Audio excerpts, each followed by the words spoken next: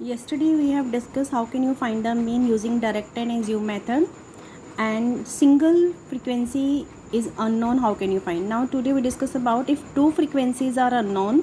अगर इसमें अब आपको दो फ्रीक्वेंसी गिवन नहीं है और मीन गिवन है, जब टू फ्रीक्वेंसी फाइंड करनी होगी तो मीन के साथ ऑब्जर्वेशन दो चीज़ें गिवन होंगी, और अगर हमने सिंगल वेरिएबल निकालना है तो आपको सिर्फ मीन गिवन होगा.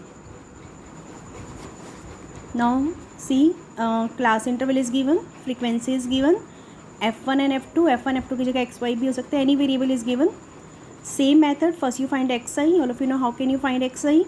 Sum of upper and lower divided by 2, 0 plus 10 by 2 is 5 and difference is 10. You add 10 add करते जाओ. इसमें पहला 5 आया, 5 में 10 ऐड किया 15 में 10 ऐड किया 25, and after that find fi xi. Same you multiply it. 35 into f1, sorry 25 into f1, 25 into f1 is 25 f1, and 10 into 35 350, like that you multiply. After that using the same method when you are finding the mean, जो हम mean में method use करेंगे direct method. अगर आपको unknown frequency निकालनी है तो अगर वो सिंगल है या डबल है, इसमें डायरेक्ट मेथड यूज़ करेंगे. Sum of f x x i, sum of frequency, यहाँ फ्रीक्वेंसी को ऐड करेंगे, f1 f2 अलग से ऐड होगा, न्यूमेरिकल टर्म को अलग से ऐड करेंगे. नाउ फर्स्ट, अब इसमें आपने टू इक्वेशंस बनानी है. फर्स्ट इक्वेशन आपकी बनेगी सम ऑफ फ्रीक्वेंसी, ये सम ऑफ फ्रीक्वेंसी है और सम ऑफ फ्रीक्वेंसी हमें कितनी गिवन है 50, तो आप इसको 50 के इक्वल ले लो, यहाँ से आपकी इक्वेशन बन आ जाएगी. सेकेंड इक्वेशन हम बनाएंगे using the formula of mean. Mean का फॉर्मूला क्या होता है, sigma F I x I by sigma F I. This is the direct method.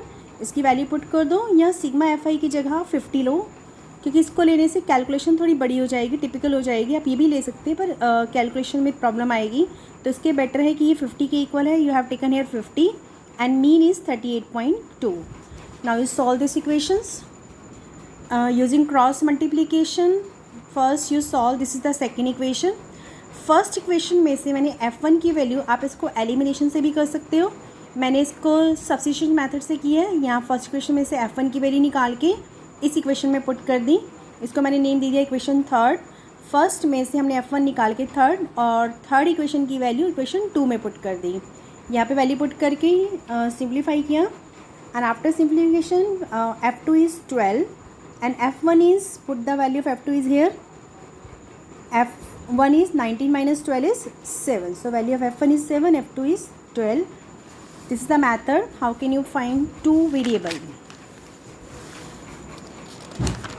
Actually in 14 chapter, first we discuss about the old concept. The concept means how can you find mean, median, mode, single variable and double variable. First you revise the concept, after that I will give some question related to that question, mean, median, mode, and you solve it.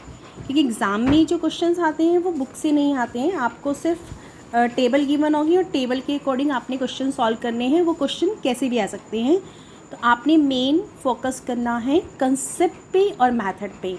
अभी आज हमने complete किया है mean. How can you find mean, direct and assume हो गया, single variable हो गया, double variable हो गया.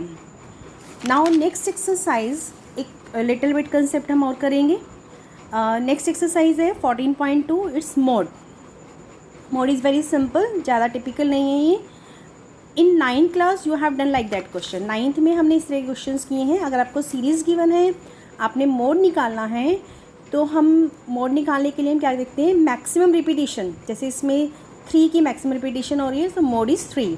ये तो है सीरीज़ में गिवन है. लेकिन अब जो हमने 10th क्लास में करना है मोड फाइंड करने के लिए आपको वही क्लास इंटरवल और फ्रीक्वेंसी गिवन होगी.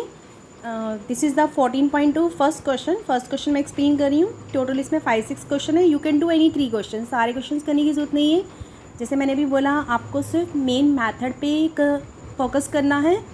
एक्सरसाइज में से क्वेश्चंस एग्जाम में नहीं आते हैं. आपको कोई भी टेबल गिवन होगी, आपने मीन, मीडियन, मोड का मेन मैथड क्लियर होना चाहिए. So I have explain 14.2 first question. In first question 14.2 mean and mode दोनों गिवन है, but you do it only mode. Now listen, how can you find mode. If class interval in frequency is given, our first concept, first step हमारा क्या है, first step हमारा है you check the highest frequency. Mode में आपने सबसे पहले highest frequency check करनी है। तो what is the highest frequency? 23 is the highest. जो आपकी हाईएस्ट फ्रिक्वेंसी है आप इसको मेंशन करोगे F1, इसको नेम दोगे F1, और F1 के ऊपर वाली जो फ्रिक्वेंसी होगी उसको नेम दोगे F0, ऑर्डर में आएगा 0 1, और नीचे वाले को नेम दोगे F2। तो मोड के क्वेश्चन हमने स्टार्ट करने highest frequency. Highest frequency is F1 और प्रीसीडिंग जिससे पहले वाली है F0 और जिसके बाद में है F2। Okay, and what is the difference of that? 5 × 15 10 10 सब में 10 10 का डिफरेंस है, और जो डिफरेंस होता है वो आपका कहलाता है इसमें H। Now let's see the formula. Mode निकालने के लिए अगर आपको क्लास इंटर गिवन है तो उसके लिए हमारा जो फॉर्मूला है, this is our formula, L plus F1 minus F0 by 2F1 minus F0 minus F2 into H। यहाँ पे L जो रिप्रेजेंट करेगा, L is the lower limit. F1 F0 F2 मैंने अभी एक्सप्लेन किया है हमने कैसे लेना है, और H क्या है? Difference between class interval and class interval, lower and upper, lower और अपर का difference. So L is the lower limit, L हमने लोअर लिमिट लेनी है। F1 हमारी मॉडल क्लास है, जो हम स्टार्टिंग में हाईएस्ट फ्रिक्वेंसी लेते हैं उसको मॉडल क्लास भी बोलते हैं। F0 प्रीसीडिंग मॉडल क्लास की प्रीसीडिंग वैल्यू है F, और F2, this is F2 is the succeeding values of model class. H is the difference of upper and lower limit. Now according to this formula, आपको ये लिखने की जरूरत नहीं है, तो सिर्फ मैंने एक्सप्लेनेशन के लिए बताया। You just write the formula and put their values. जो भी लिखना है आपने सीधा टेबल में लिखना है। यहाँ पे टेबल में F1 लिख दो, F0 लिख दो, F2 लिख दो, and after that write the formula and put their values. अब लोअर लिमिट हम कैसे लेते हैं? लोअर लिमिट मीन्स जो हमारी मॉडल क्लास है, जो हमने स्टार्टिंग में देखा है, this is known as model class. ये आपकी मॉडल क्लास बनेगी। मॉडल क्लास में ये दो लिमिट हैं, लोअर एंड अपर। इसमें लोअर क्या है? 35, तो ये कहलाएगा आपका L, लोअर लिमिट। तो लोअर लिमिट की वैल्यू पुट करेंगे 35, और F1 हमारा कितना था? 23। Now see here F1 is 23, F1 की वैल्यू 23 पुट करेंगे, F0 की वैल्यू 21 पुट करेंगे, और F1 23, F0 21, F2 14 जो हमने टेबल में एक्सप्लेन किया है, और H डिफरेंस। ना put their values and simplified.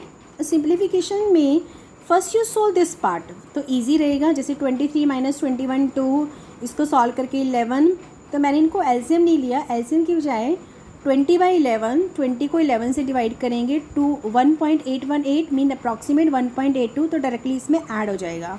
आप एलसीएम से भी कर सकते हो एज यू विश्ड, क्योंकि सिंप्लीफिकेशन है, आप किसी भी मेथड से कर सकते हो, पर ये मेथड ज़्यादा ईजी रहता है क्योंकि इसमें कैलकुलेशन ईजी और स्मॉल हो जाती है।